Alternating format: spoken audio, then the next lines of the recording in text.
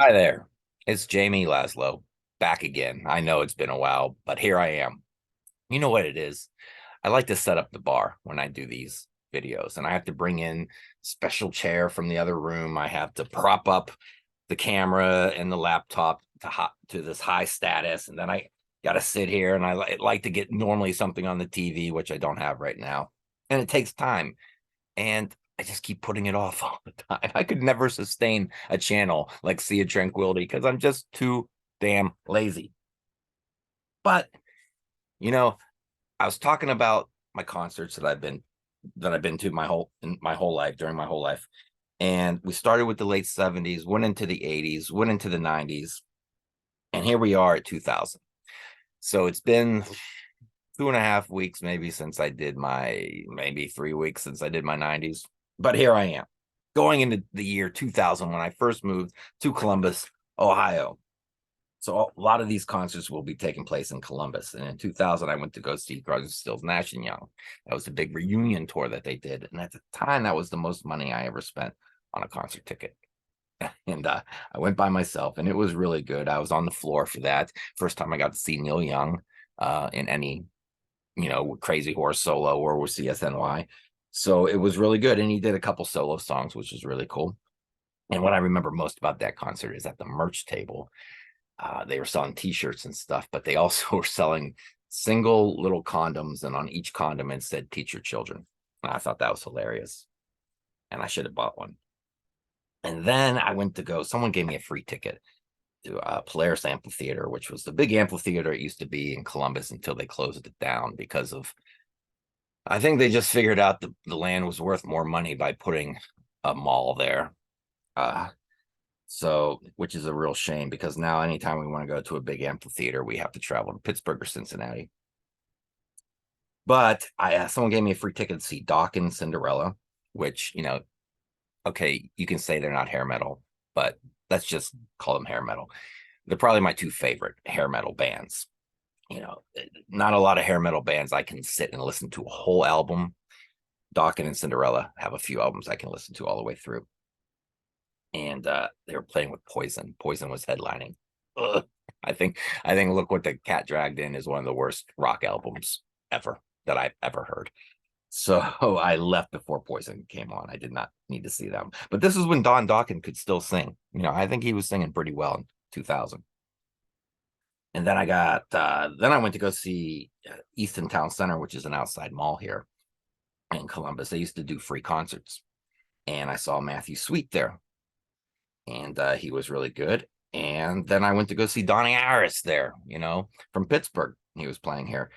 Pittsburgh doesn't have a lot of musical legends. The city's not known for that. Donnie Harris is probably the biggest thing we got when it comes to musical legends. And then I went to go see someone to give me a bunch of free tickets, and me and some dudes from work went to go see the Allman Brothers, and that was really good. I don't think Dickie Betts was there though, and I really missed having Dickie there. Then 2001, I went to go see Mo at the Newport Music Hall. They're kind of like a poor man's Phish. Then I drove to Newport Music Hall to see Megadeth and Iced Earth, and that was when Iced Earth was doing their horror show tour, I believe, called that album called Horror Show. I don't own it, but I like the concept. Each song being like about Frankenstein and Dracula or whatnot, and they were decent. Megadeth was really good.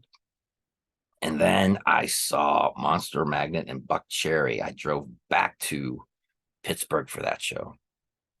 And I think Head P with them or another band. There's some like industrial band opening up with for them. And Buck Cherry, you say what you want. They got a lot of sucky albums, I know, but those first three albums are pretty decent, especially that debut. I love that debut album.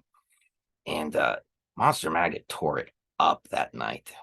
Actually, both bands really tore it up. And then I saw both bands again at the amphitheater here before they tore it down at an all-day festival with Stained. And both bands, Monster Magnet and Buck Cherry, were good. Stained, they were what they were. At the time, they didn't sound dated, but man, I heard a Stained song a couple weeks ago, and I was like, man, this sounds dated. Then I saw Molly Hatchet at a free show at the Easton Town Center Mall. And then I went to see Social Distortion, Newport Music Hall. And I drove there. I was kind of broke. I didn't have a lot of gas. There was no GPS. So I left there by myself. I drank too much. I got lost. And I needed gas and didn't have any cash on me at the time. And I couldn't find a gas station. And I had to call my girlfriend, who's now my wife, Grace, and she had to come and find me because I was lost and I had to follow her home. It was a whole to do. So 2002, I went, I'd never seen Van Halen, and I hate myself for that. But I did see David Lee Roth and Sammy Hagar together, and that was fun because, hearing all those songs in one night sung by each guy, it was really cool. And then I brought Grace to her first concert ever in 2002, Counting Crows. I know a lot of people may not like Counting Crows, but I think their first 5 albums are really good. And this was on the Hard Candy tour, which is one of their best albums, I think. And they were great. Uncle Kracker opened up. I did not go in to see Uncle Kracker. We were at the bar next door. In 2003, I went to go see Pearl Jam, and that was really good, even though, that was at Polaris Amphitheater again. The amphitheater they tore down. Probably the worst, it's all we had here when it came to outside big amphitheater. We have a smaller amphitheater here, it holds about 4,000. But this was the bigger one that held, like 15, 16,000 people. And it was the worst venue I've ever been to in my life. It was awful.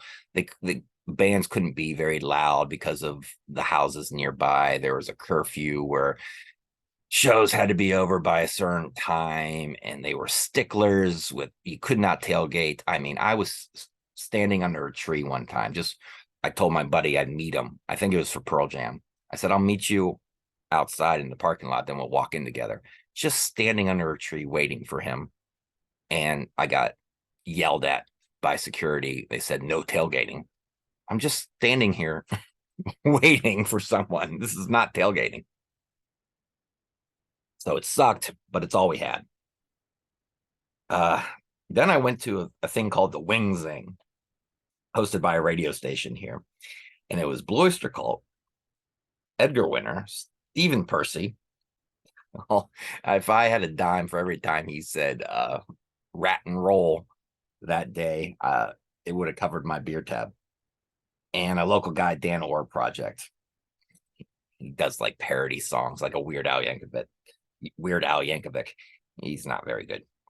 But it was my first time seeing BOC in 2003, and that was great. Edgar Winter, though, played before BOC, and you're at a Wing Sing all-day festival.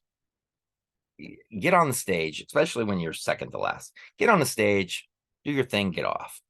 Edgar Winter played for over 2 hours of just noodling keyboards, and it's hot outside, and me and the people I was with were just way in the back, sitting against the fence, waiting for it to be over. And God, when it was over, he was doing a meet and greet at his merch table, and I walked by and I yelled, "You stole my buzz, old man."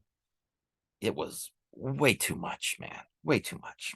It wasn't all about him, but he thought it was. Then I went to Lollapalooza in 03, which Jane's Addiction, Audio Slave, Incubus, Queens of the Stone Age were really good.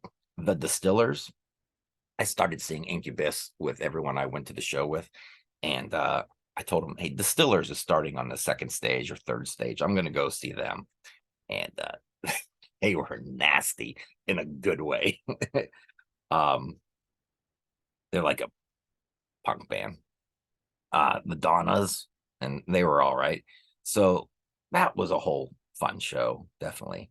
Then I went back to see the old country band Alabama. And you know what? That was supposed to be their farewell tour.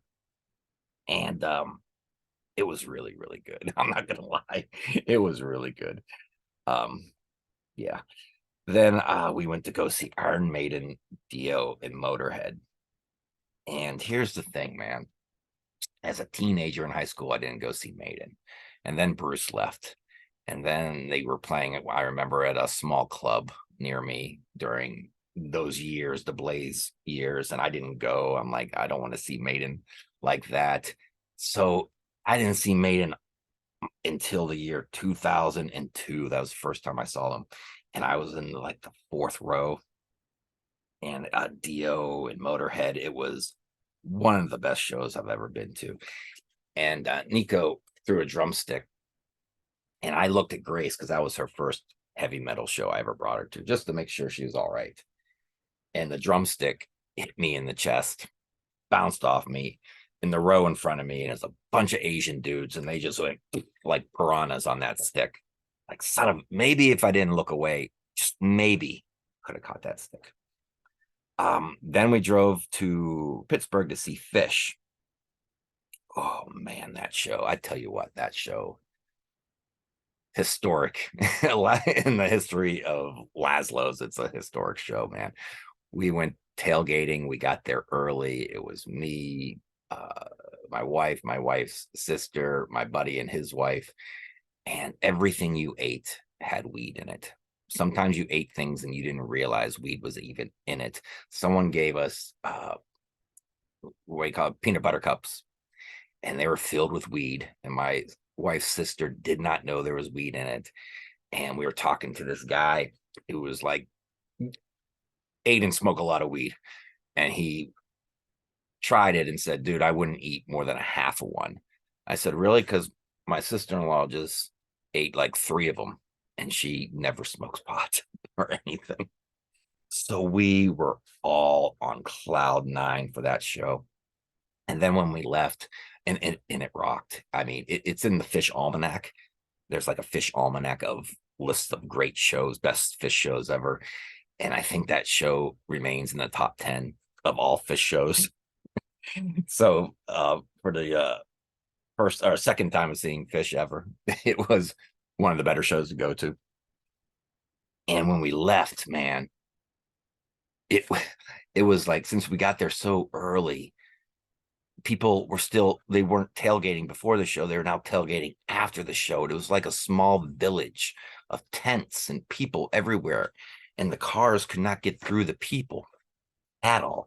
And I was right next to those fences that they kind of just roll out, you know, that are made of plastic and meshy, a little meshy.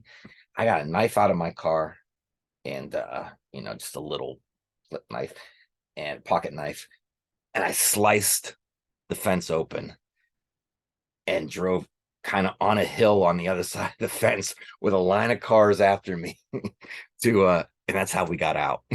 So yeah, that was something. And then there was a festival here. There was a soda called Surge, and they had a festival here. Barely, it's like kind of like Mountain Dew. And the Roots played with Slightly Stupid and some band called Spy Mob. Now there was a lot of bands there. I guess the 3 bands I saw mainly were the Roots, which were really good. You know, they're rap, but they got real instruments, and they incorporate other rock and jazz and stuff. Slightly Stupid is your, you know, like your 311 kind of band. But they were really good. And Spy Mob, I can't remember a fucking thing. 2004, saw BOC again at the LC. Now that's our you know, we got a place here that has an outside amphitheater, holds about 4,000, and then using the same stage, it goes inside and holds maybe, well, I don't know, 2,000 at the most. BOC did a free concert on the inside, and it was really good. And yeah, I must have liked Slightly Stupid at that one Surge Fest, because we went to go see them again. Some place called Flanagan's here, a little bar in Dublin, Ohio, which is, you know, 15 minutes from downtown Columbus. And they played with Pepper. So it was like a reggae rock kind of night.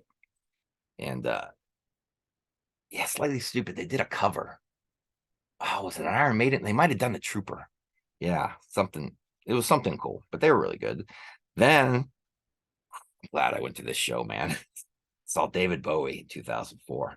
And that was the last chance I would ever have. So I kind of felt that way too. I'm like, I need to go to this show. So it was Stereophonics had opened, and I missed them. But Bowie, you know, great. I got the DVD of that tour somewhere down there. And yeah, the thing is, I got the cheaper tickets on the balcony, and I remember going, man, I wish I was down there closer to the stage, because I feel like I'm observing everything here instead of being a part of everything. So I kind of wish I got better tickets, but it's still a little place. Then we went to go see Little Feat and Dickie Betts. And here's the thing, going into Little Feat, I didn't know at the time in 2004 they had this chick singing lead, and I kept going, when's the dude gonna sing? I don't know this woman. I don't know these songs. So it's a little, but Dickie Betts was great, Seeing Dickie Betts a couple times solo, he's always great. I wonder if he tours anymore. God, he's got to be really old. Then we saw Ozfest with Black Sabbath. Oh, I went with my buddy to this. Grace didn't go.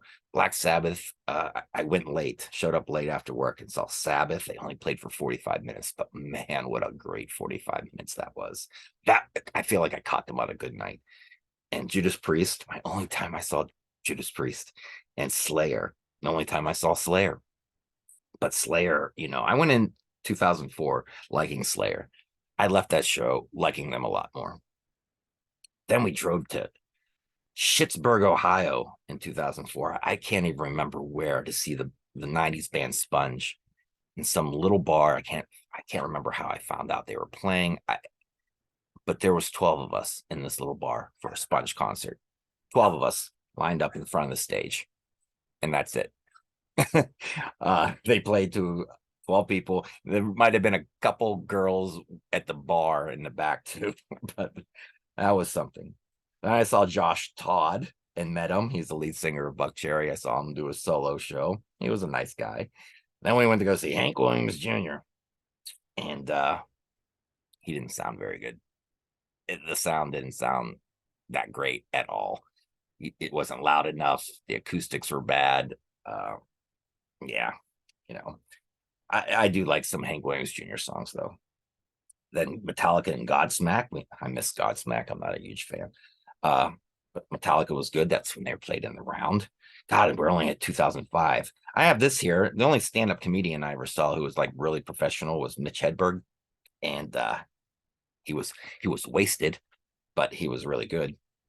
And I saw Social D again, and then Ozfest with Maiden, Shadows Fall, Black Label Society.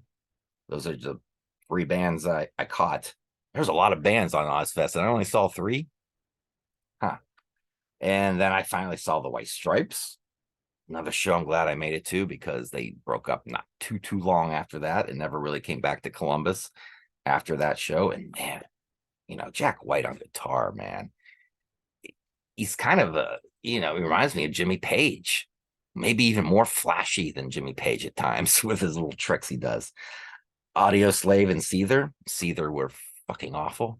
The only good song they did was a Nirvana cover. They ended with a Nirvana cover, and I can't remember which song, but that was the only decent song of their set. Audio Slave was great, and they did a little Soundgarden. I think like Jesus Christ Pose maybe.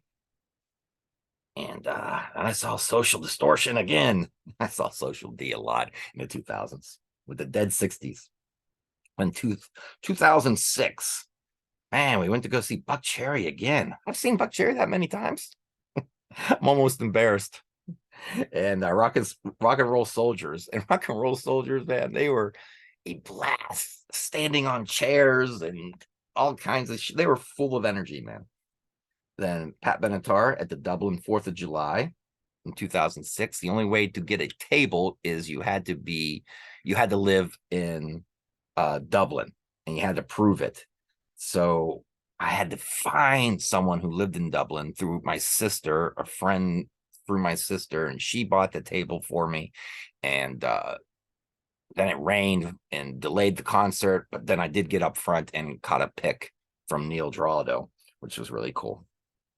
So that was fun. Yeah, they always have free concerts on 4th of July in Dublin. It's always a named artist. Then I saw the Counting Crows again, who were really good, but with the Goo Goo Dolls, and the Goo Goo Dolls were fucking awful. I mean, you got people there just chilling with their families, and the blankets are out, and the lead singer Goo Goo Dolls is every other word is a F-bomb. I'm like, this isn't the time or the place, and your music is way too lame to be dropping this many F-bombs, dude. And then we went to go see Merle Haggard, Pam Tillis. I think it was like $5 at some racetrack down the road. And I'll tell you this, um, I've never felt weird bringing Grace, who's from Kenya, to any concert in my life, except this one. Except this one, I was a little worried. I didn't want her to get lynched. Um, then we saw Iron Maiden and Bullet for My Valentine.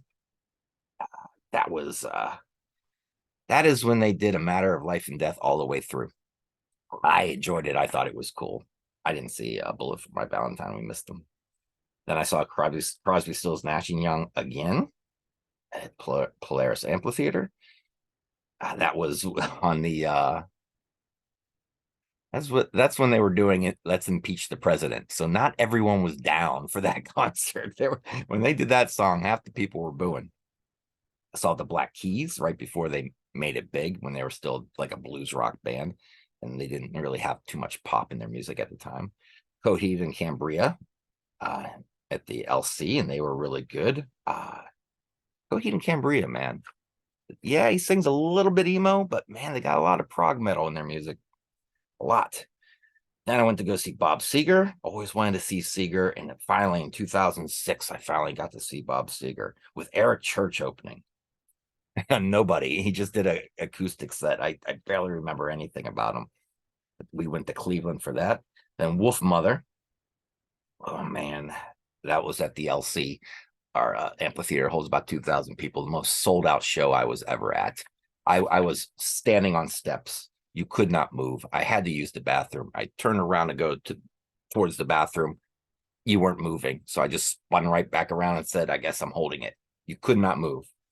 It's kind of awful, but my God, the band was great. And the keyboard solo, he had, dude had like a bicycle handlebar on the keyboards, and he would like spin them using the bar, and it was all kinds of cool stuff. But they sounded really good. Whatever happened to Wolf Mother? That first album's really good, man. Cosmic Egg, not too bad either. Then we went back to that Wing Zing and saw Lou Gramm when he came out. I said, this isn't Lou Gramm. This guy might have ate Lou Gramm, but this ain't Lou Gramm. Yeah, oh, poor Lou. Then Dickie Betts and a Bruce cover band, Bruce Springsteen, called Bruce in the USA. Then Ozfest again with Ozzy Osbourne and Lamb of God. The only two bands I caught, huh? Huh. That's weird. Then saw Pat Benatar again, Ohio State Fair, Silver Sun Pickups. That was like a $2 show, I think. $5 or something. Man, they were good. I love me some Silver Sun Pickups. Saw Rush here at Polaris Amphitheater. Went with my sister, and she became a big pain in the ass. She went to the bathroom and kind of passed out on the floor. I had to send the wife in to get her. Avenged Sevenfold. You know, say what you will about Avenged Sevenfold, but up till that White album, self-titled White album, they had some good songs, I thought. And I think that White album is damn solid. It's good solid album. And they were pretty good. I finally saw, for the first time in my life in 2007, The Cult. And it's like, yes, finally, The Cult. And they were great. They were so good. 2008, I went to one show. It was the Black Crowes. One and only time I saw the Crowes. Again, great. Got the CD of the show too. 2009, we went to go see Airborne Toxic Event, like a little indie alternative rock band in this place called The Basement, which is literally a basement. And I saw Metric, which is like an indie new wavy alternative band at Newport Music Hall. And they were really good. Chick lead singer. So kind of like a Blondie band. So yeah, a lot of shows in the 2000s. And then you go in 2010s, there's a lot more. So I will try to get to these another time, because it's getting warm in this room. I'm out of water. And I got to go downstairs and hang out with the wife. So until next time, guys, take care. I will see you around.